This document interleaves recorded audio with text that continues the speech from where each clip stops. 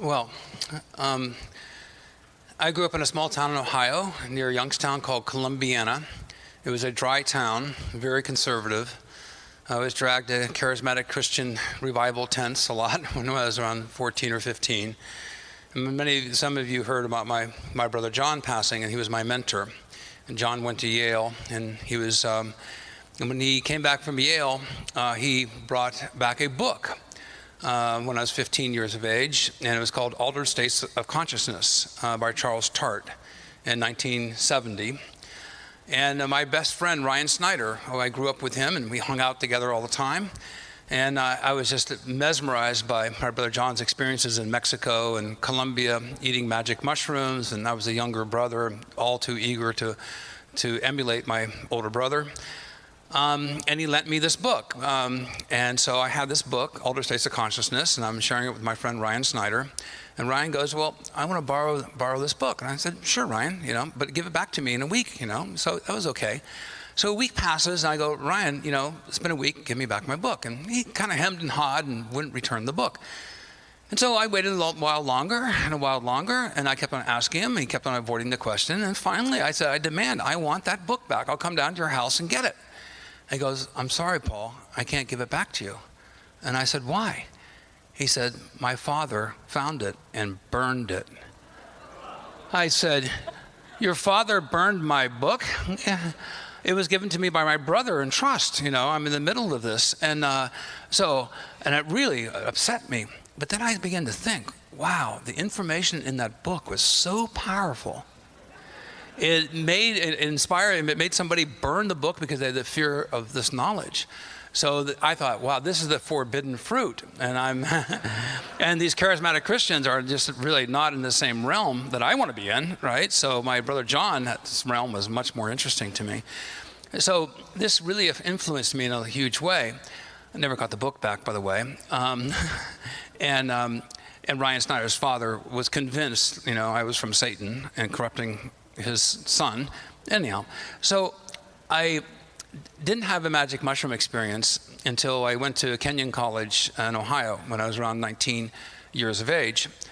And I was really eager to get some magic mushrooms, so I bought some, and I got a bag of mushrooms for like $20, and I thought, okay, it's reasonable.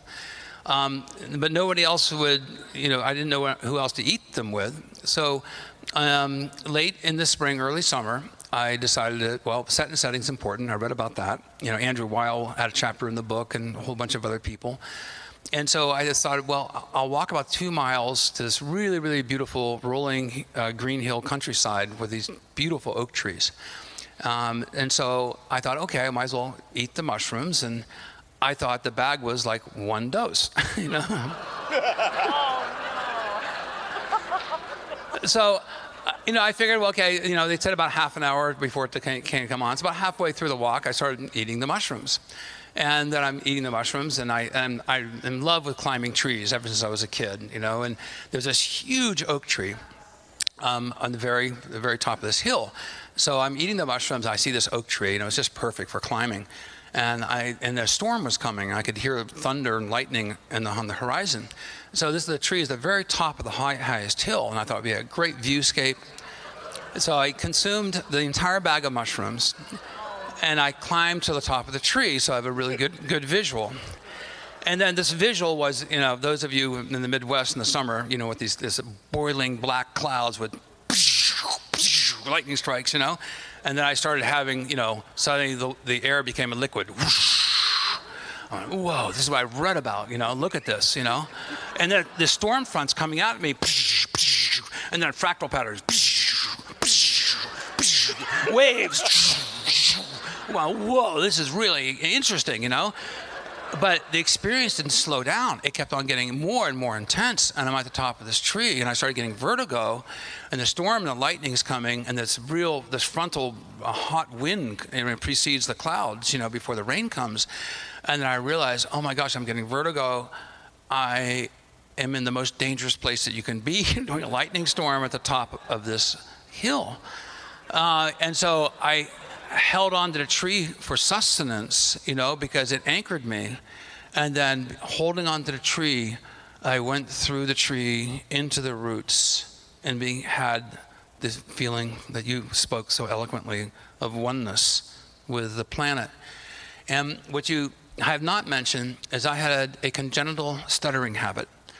I went through 6 years of speech therapy. I stuttered all my life like this.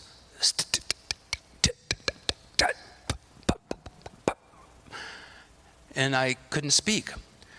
Now, the stutterers like myself, we can speak without stuttering to animals. And we can sing. But we come to people, we can't speak without stuttering. So I went through 6 years of speech therapy. In the 3rd and 4th grade, they pulled a meeting with the school officials to put me in special education. It was that severe. My family was very, very concerned. But I scored really high on all my tests.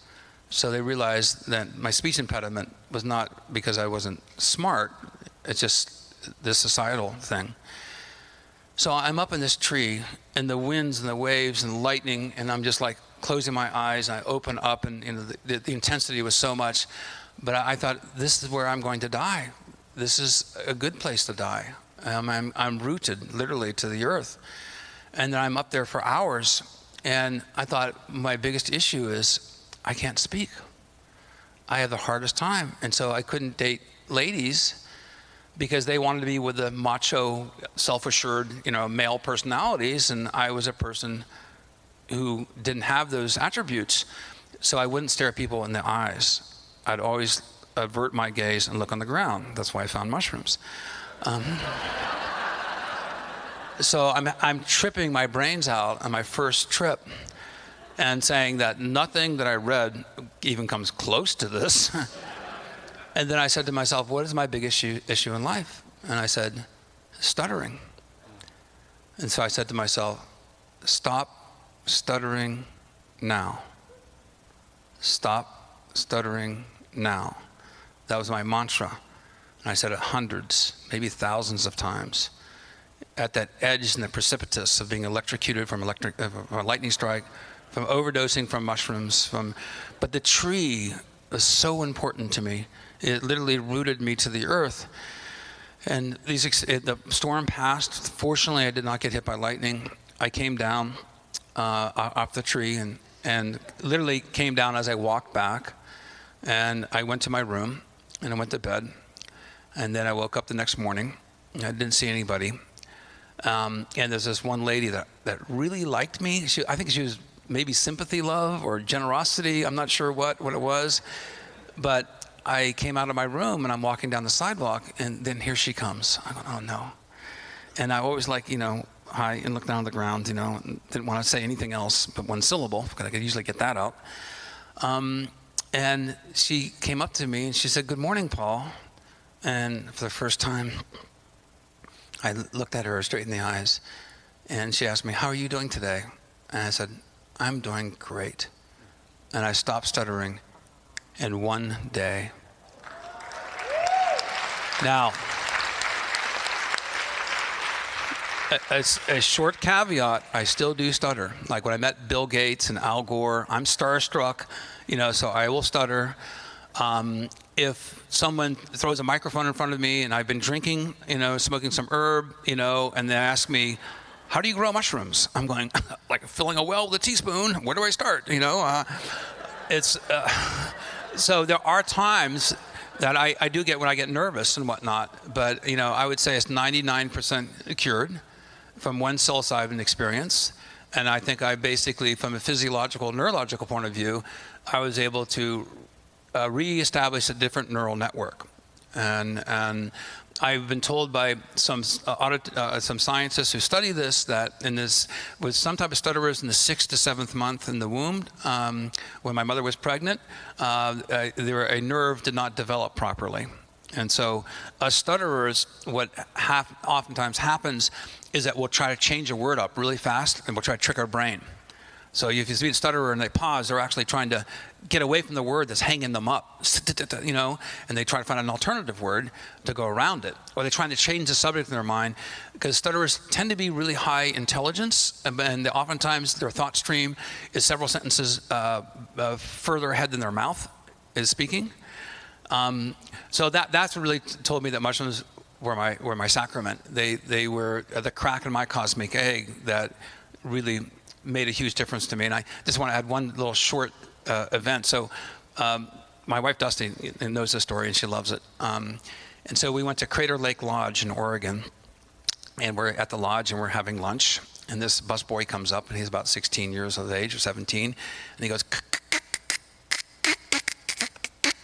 don't interrupt a stutterer. Just smile, be at peace with it. And he finally goes, can I help you? I went, wow, that's exactly the way I stuttered. And so I told him, I stuttered exactly like you. Now this I could tell from the cultural imprint of who this young man was, that he came from a very conservative, probably Christian family, just like I did. And I said, I used to stutter just like you. And he goes, this is actually getting real for me. You did? And I go, yeah. And I was able to cure it in one day. And he goes, well, what did you do? So I told him this whole story. His eyes got really wide. My wife is like ready to have a heart attack. I was like, oh my God. And he walked away, but I felt like, yeah, that was right on,